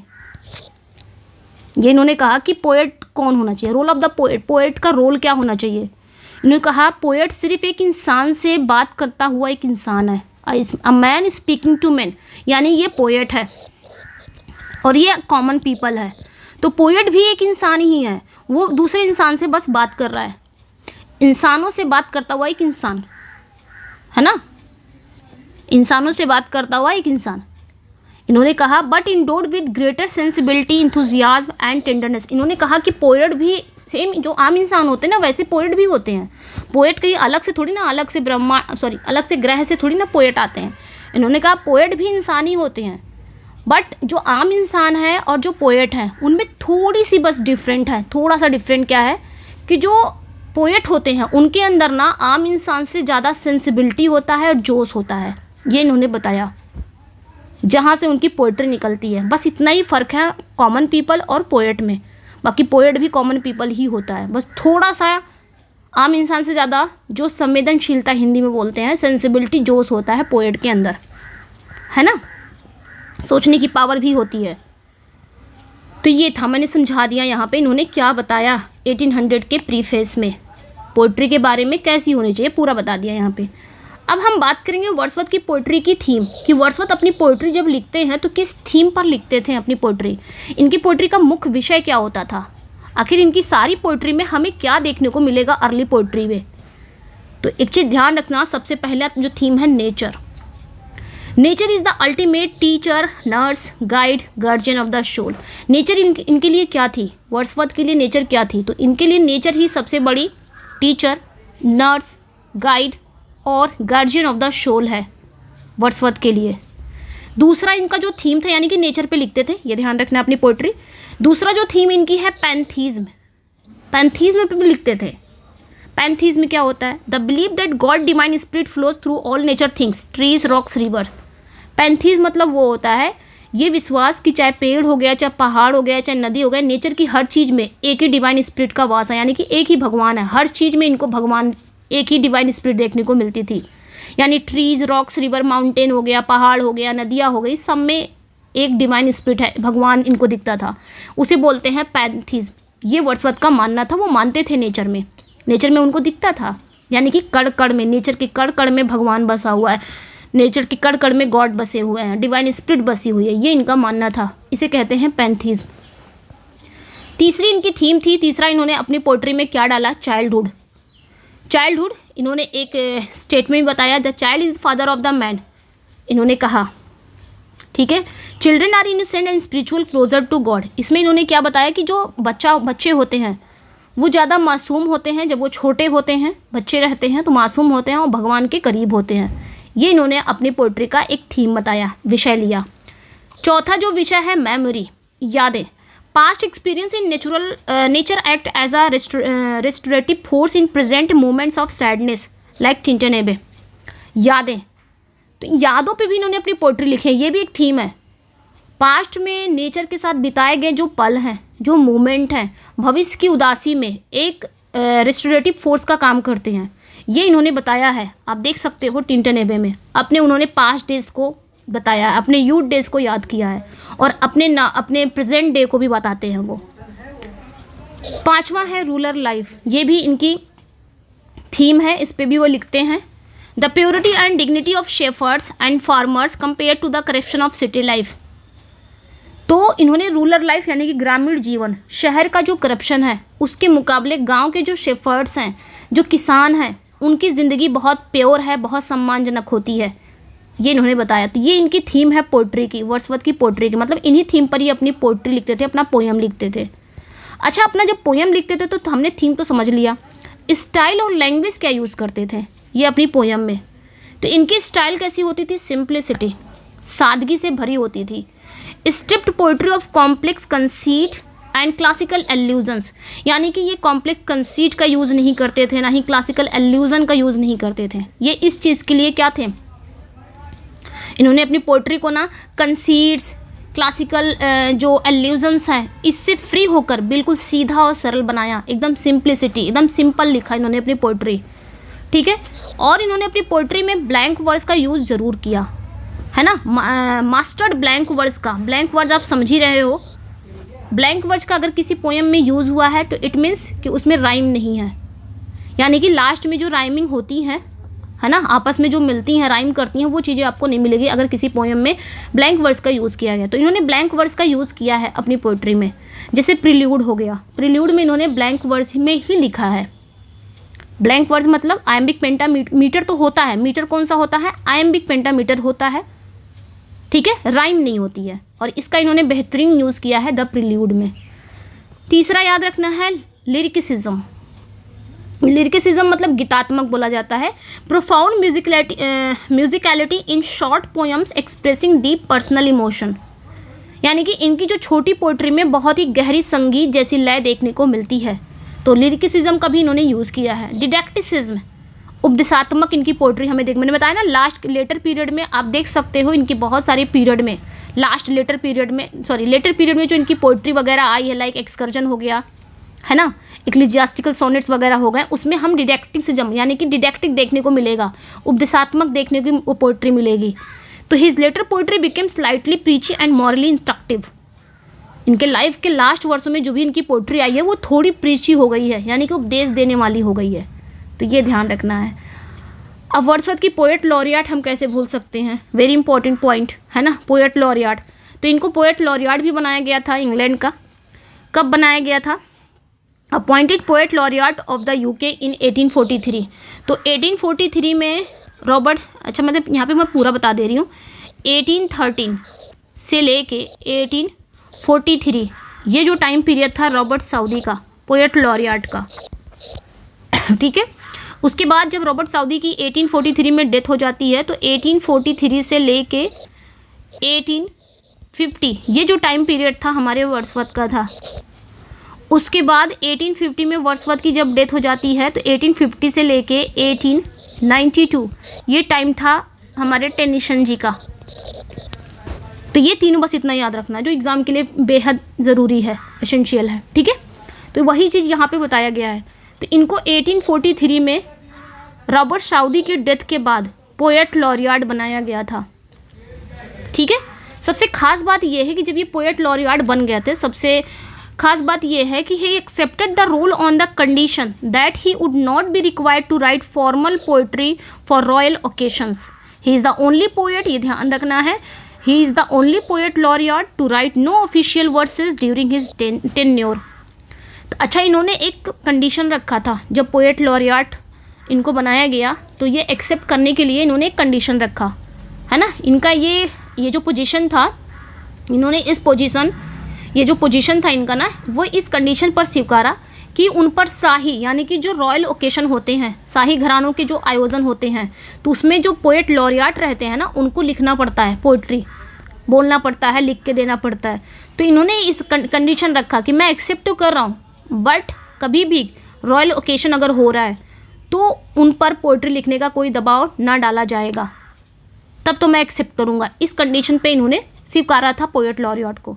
और ये हिस्ट्री के इकलौते ऐसे पोएट लॉरियट हैं, है ना, जिन्होंने अपने पीरियड में, यानी कि जब तक ये पोएट लॉरियट रहे 1843 से लेकर 1850 तक, अपने कार्यकाल में एक भी ऑफिशियल पोएट्री नहीं लिखी। तो ये ध्यान रखना है, काफ़ी अच्छी बात है। आ जाते हैं इनकी डेथ पर।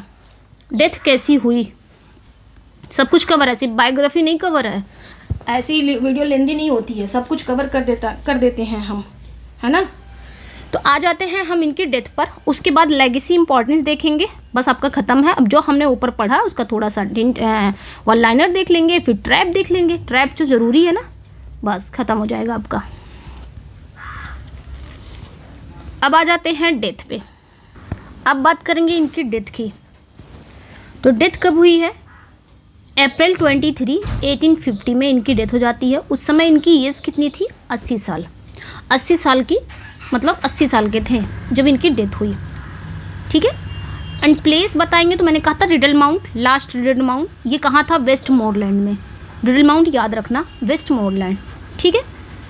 यानी कि इनका जो आखिरी घर था, जहाँ ये 1813 से, आई थिंक, हाँ 1830 से लेके 1850 तक रहे हैं ये, ठीक है।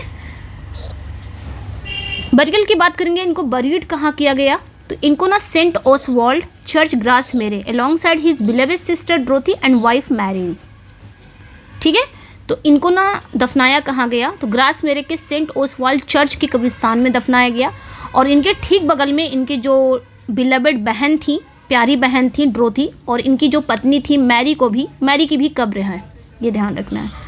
अब हम कुछ लेगेसी एंड इम्पॉर्टेंस देख सकते हैं। लेगेसी मतलब इनको टाइटल कौन कौन सी मिली वर्ड्सवर्थ को, पूरी दुनिया में इनको टाइटल क्या मिली, इनका विरासत क्या मिला, टाइटल वगैरह। लेगेसी मतलब विरासत। Known universally as the poet of nature, इन्हें ना poet of nature and high priest of nature के नाम से जाना जाने लगा, ठीक है, जाना जाता है। पोएट ऑफ नेचर, अगर पूछा जाए पोएट ऑफ नेचर किसे कहा जाता है? William Wordsworth. High priest of nature किसे कहा जाता है? आपके William Wordsworth. He completely revolutionised English literature by shifting the focus from intellect and society neoclassical to emotion, imagination and the individual romantic.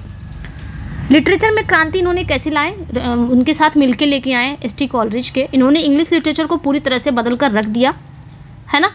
इन्होंने पोइट्री का जो focus है वो दिमाग और समाज, जैसे कि न्यू क्लासिकल पीरियड में क्या होता था, जो आपके जॉन ड्राइडन है, अलेक्जेंडर पॉप है, वो लोग तर्क वगैरह पे लिखते थे, थोड़ी बनावटी उनकी पोइट्री थी, ठीक है। तो ये लोग दिमाग पर यानी कि तर्क वगैरह पे लिखते थे। तो उन सारी चीज़ों को इन लोगों ने बगावत की, है ना। उन सबको हटाकर इन्होंने इंसान के इमोशन, इंसान की इमेजिनेशन और इंसान की पर्सनल थॉट पर ला दिया, यानी कि रोमांटिक्स की यहीं पे शुरुआत हो गई, ठीक है।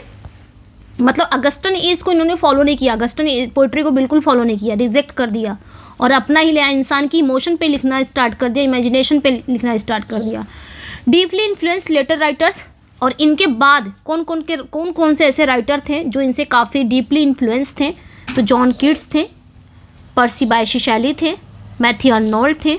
ये तीनों पर काफ़ी गहरा प्रभाव पड़ा। हालांकि रॉबर्ट ब्राउनिंग भी थे, वो भी इनके बाद ही थे। रॉबर्ट ब्राउनिंग आपके विक्टोरियन एरा में आते हैं। हालांकि ये लोग भी रोमांटिक एरा में ही आते हैं।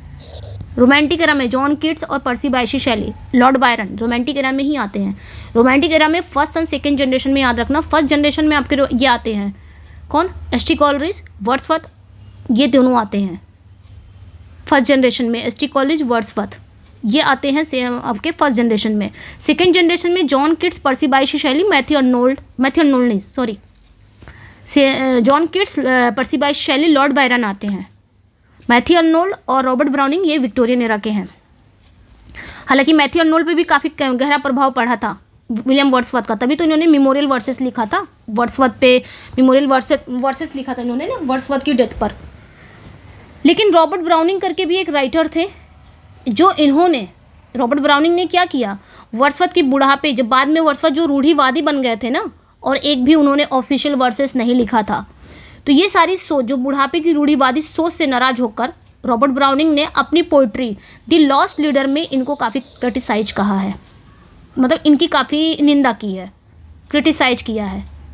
ठीक है, ये ध्यान रखना है। द लॉस्ट लीडर में ये रॉबर्ट ब्राउनिंग का पोयम है द लॉस्ट लीडर, और द लॉस्ट लीडर इन्होंने किसे कहा है? विलियम वर्ड्सवर्थ को ही कहा है लॉस्ट लीडर, और इसमें इन्होंने वर्ड्सवर्थ की निंदा भी की है। क्यों? उनके बुढ़ापे की जो रूढ़िवादी सोच थी, बाद में रूढ़िवादी सोच बन गए थे ना ये, तो ये ध्यान रखना है। अब यहाँ पे रैपिड रिवीजन ले लेते हैं, फिर उसके बाद ट्रैप्स है, ख़त्म हो गया आपका। सारा कुछ कंप्लीट हुआ कि नहीं, आप लोग ज़रूर बताइएगा कमेंट सेक्शन में। अपना feedback, like, share, subscribe, feedback, hype सब करिएगा बच्चे। चलिए अब थोड़ा सा जल्दी से रैपिड रिवीजन ले लेते हैं अभी तक जो पढ़ा। तो Wordsworth was born 1770 in Cockermouth, Cumberland, है ना, ध्यान रखना है। वर्ड्सवर्थ की अगर हम बात करेंगे तो जन्म इनका 1770 में कॉकरमाउथ में हुआ था। ही अटेंडेड कैम्ब्रिज यूनिवर्सिटी, तो इन्होंने कैम्ब्रिज यूनिवर्सिटी में सेंट जॉन कॉलेज में पढ़ाई की थी। कैम्ब्रिज यूनिवर्सिटी के सेंट जॉन कॉलेज में पढ़ाई की थी। Lyrical ballads was first publish anonymously in 1798। याद रखना है कि लिरिकल बैलेट्स पहले एडिशन में पहली बार 1798 में बिना राइटर के नाम से ये आई थी लिरिकल बैलेट्स, मतलब किसी भी राइटर का नाम नहीं था। देयर आर, अगर इसमें टोटल कितनी पोएम्स थी, तो there are 23 poems in the first edition of lyrical ballads, 90 Wordsworth की, 4 कॉलरिज की। टिंटन एबे की बात करेंगे तो लास्ट पोयम है लिरिकल बैलेट्स में। टिंटन एबे जो है ये लास्ट पोयम पे रखती है, मतलब लास्ट पोयम है ये। फेमस प्रीफेस की बात करेंगे तो famous preface lyrical ballads was added in second edition 1800, तो 1798 में आता है। फिर सेकेंड एडिशन कब आता है? 1800 में, और इसी में प्रीफेस को ऐड किया जाता है। इसी जब 1800 में प्रीफेस को ऐड किया जाता है तो इसे ही कहा जाता है romantic manifesto of romanticism. Phrase है poetic diction. Poetic diction was strongly rejected by Wordsworth. Poetic diction को वर्ड्सवर्थ ने क्या किया? ये पोइटिक डिक्शन मतलब 18th सेंचुरी की जो बनावटी पोइट्री थी, जो रेशनल पोइट्री थी, इसे पोइटिक डिक्शन कहा गया है। इसका वर्ड्सवर्थ ने कड़ा विरोध किया है, रिजेक्ट किया है इसे, है ना। His sister Dorothy Wordsworth kept the famous Grasmere journals, तो इनकी जो बहन है ड्रोथी वर्ड्सवर्थ ने फेमस ग्रासमेरे जनरल्स लिखी है। ये इनकी डायरी थी ड्रोथी वर्ड्सवर्थ की, जिसका नाम था ग्रासमेरे जनरल्स, जिसमें इन्होंने नेचर को बहुत ही बारीकी से बताया है, और यहीं से इनको आइडिया मिलता है डैफोडिल्स वगैरह लिखने का। He fell in love with Annette Vallon during his visit to France, तो फ्रांस की यात्रा के दौरान इन्हें एनेट वेलन से प्यार हो जाता है, और इनसे एक बेटी होती है कैरोलिन 1792 में। His only play is tragedy called the Borderers, तो इनका एक ही प्ले था, आई थिंक ये 1797 में आया था, द बॉर्डरस, है ना। तो इनका मात्र इकलौता प्ले था जो कि एक ट्रेजेडी है, द बॉर्डरस, है ना। इनकी जो फ्रेज है the child is the father of man appears in the poem my heart leaps up, ये जो लाइन है ना, इनका फ्रेज है the child is the father of man, ये किस पोयम की लाइनें हैं? तो माई हार्ट लीप्स अप की लाइन है, ये ध्यान रखना है। ओके, बट ये ना उसमें आया था, उसमें as a preface I think, preface foreword भी बोल सकते हो, एज ए फॉरवर्ड वहाँ पे ऐड था, कहाँ पे? और इंटीमेशन ऑफ इमॉर्टैलिटी में एज ए प्रीफेस इसको ऐड किया गया है, तो ये भी ध्यान रखना। The prelude is subtitle growth of a poets mind, prelude का सबटाइटल क्या है? Growth of a poets mind. The prelude is एक ऑटोबायोग्राफिकल एपिक पोयम है इन 14 बुक्स में, तो 1805 में ये 13 बुक्स के साथ आता है। 1798 से लेकर 99 के बीच में लिखा जाता है। 1805 में ये कंप्लीट होता है विद 13 बुक्स, उसके बाद 1850 में जब इसको पब्लिश किया जाता है तो विद 14 बुक्स के साथ पब्लिश किया जाता है बाई मैरी हचिंसन। नेक्स्ट पे आ जाएंगे। The excursion was intended to be the second part of massive unfinished philosophical poem called the recluse, तो एक्सकर्जन जो है ना, ये ध्यान रखना है, जो इनकी एक्सकर्जन है ये इनकी बहुत बड़ी एक फिलोसफिक पोयम है। रेक्ल्यूज का सेकेंड पार्ट है, ये माना जाता है, ये रेक्ल्यूज की सेकेंड पार्ट है, रेक्ल्यूज का सेकेंड बुक है। अच्छा, फर्स्ट बुक कौन सी है? फर्स्ट बुक इसकी रेक्ल्यूज की फर्स्ट बुक है I think the Home at Grasmere, जहाँ तक मुझे याद आ रहा है, द होम एट ग्रासमेरे, जो कब आया था? 1888 में। ये फर्स्ट बुक थी द होम एट ग्रासमेरे, रिक्ल्यूज की फर्स्ट बुक ये थी। सेकंड बुक ये थी एक्सकर्जन, 1814 में आया था। अब दिमाग में आ रहा होगा तो प्रील्यूड क्या है? प्रील्यूड कुछ नहीं था इसका, प्रील्यूड बस वर्ड्सवर्थ ने रिक्ल्यूज का वो इंट्रोडक्शन पार्ट लिख रहे थे, ठीक है। प्रील्यूड जो है ना वो रिक्ल्यूज का इंट्रोडक्शन पार्ट है बस। बाद में प्रील्यूड को ना इंडिविजुअल तरीके से पब्लिश कराया गया, इंडिविजुअल पोएम है, बाद में वो एक इंडिविजुअल पोएम के तहत उसको पब्लिश कराया गया था। बाकी रिक्लूज का जो फर्स्ट बुक है दी होम एट ग्रासमेयर 1888 में आया था। सेकंड जो बुक थी एक्सकर्जन, थर्ड कभी आया ही नहीं क्योंकि वर्ड्सवर्थ की डेथ हो गई थी उसके पहले। तो रिक्लूज जो था वो थर्ड था, थर्ड आया ही नहीं। पैंथीज़्म की बात करेंगे अगर हम, तो पैंथीज़्म मतलब सर्वेश्वरवाद जिसे बोलते हैं, यानी कि हर प्राकृतिक चीज़ में भगवान का वास होता है। God in all nature is a dominant philosophy in his early works. ये सारी चीज़ें इनके अर्ली वर्क्स में हमें देखने को मिलती हैं, है ना। In Tintern Abbey he addresses his sister Dorothy as he dear friend. तो टिंटन एबे पोइट्री में उन्होंने अपनी बहन ड्रोथी को अपना डियर फ्रेंड कहकर एड्रेस किया है। द पोएम माइकल इज सब टाइटल। पोएम जो माइकल है इसका सब टाइटल क्या है, मतलब इसका जॉनरा एक पेस्टोरल पोएम है ना, ये ध्यान रखना। Wordsworth became poet laureate 1843 to 1850। एक रिवीजन है बस। He succeeded Robert Southey as poet laureate. तो ये ध्यान रखना, रॉबर्ट साउदी के बाद पोएट लॉरेट बने हैं ये William Wordsworth. He was succeeded by Alfred Lord Tennyson as poet laureate. तो इनके बाद कौन बना है, वर्ड्सवर्थ की डेथ के बाद अल्फ्रेड लॉर्ड टेनिसन बनते हैं 1850 में। 1892 इनका भी काफ़ी लंबा समय रहा है, हाँ।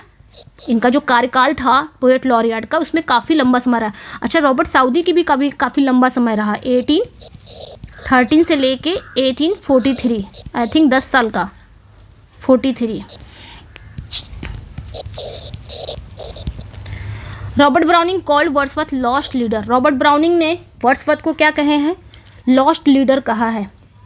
क्यों कहा, for abandoning his radical political views for a government pension. क्यों कहा, सरकारी पेंशन के लिए अपने क्रांतिकारी विचारों को छोड़ने के कारण रॉबर्ट ब्राउनिंग ने वर्ड्सवर्थ को लॉस्ट लीडर कहा, यानी कि भटका हुआ नेता।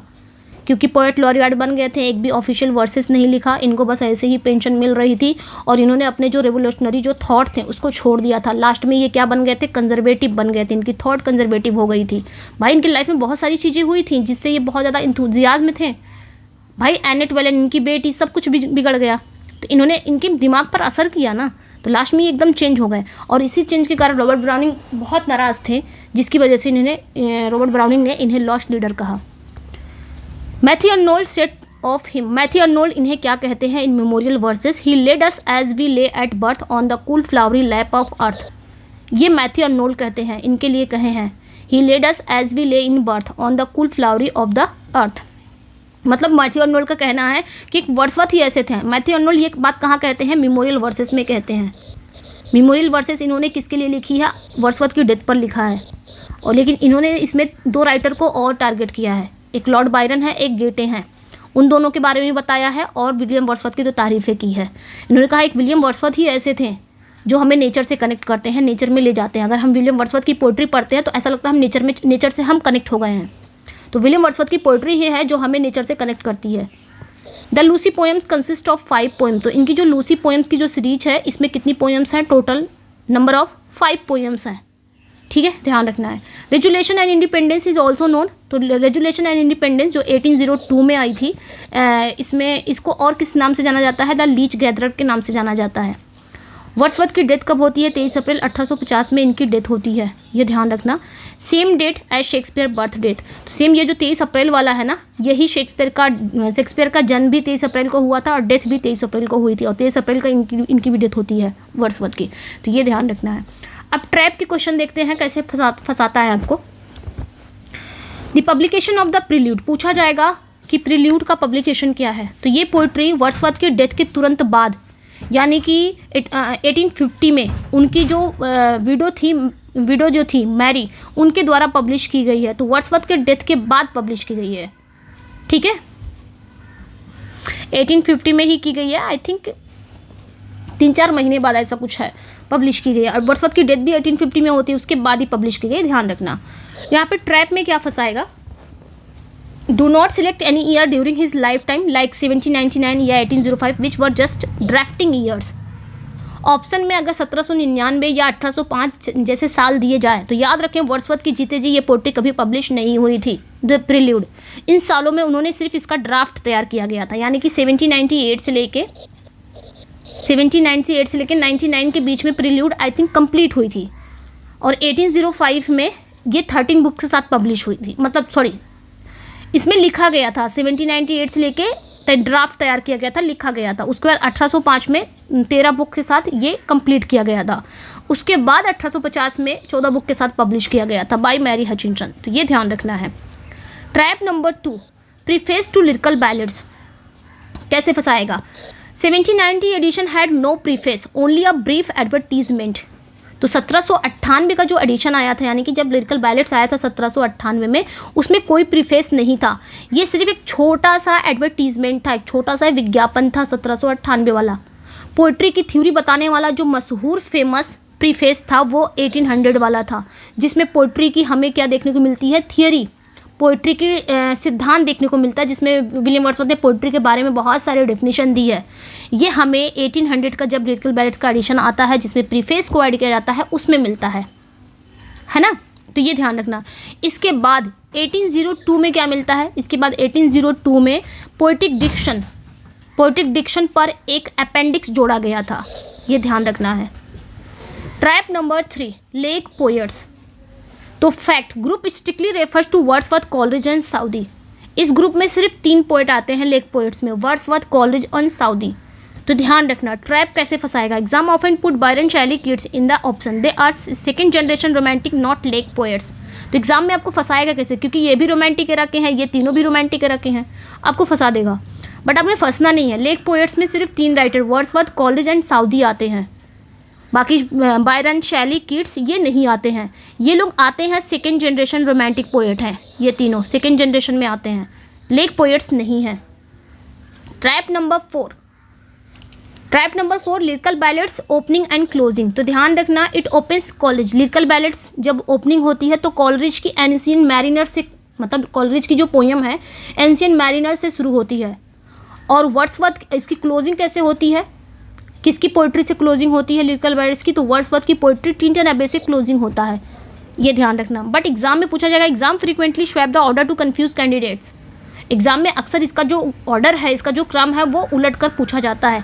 यही आपको याद रखना है कि ओपनिंग कैसे होती है किसकी पोएम से? कॉलरिज की एंशियंट मैरिनर से, और क्लोजिंग वर्ड्सवर्थ की टिंटन एबे से, लिरिकल बैलेट्स की। Trap number 5, ode an intimation of immortality.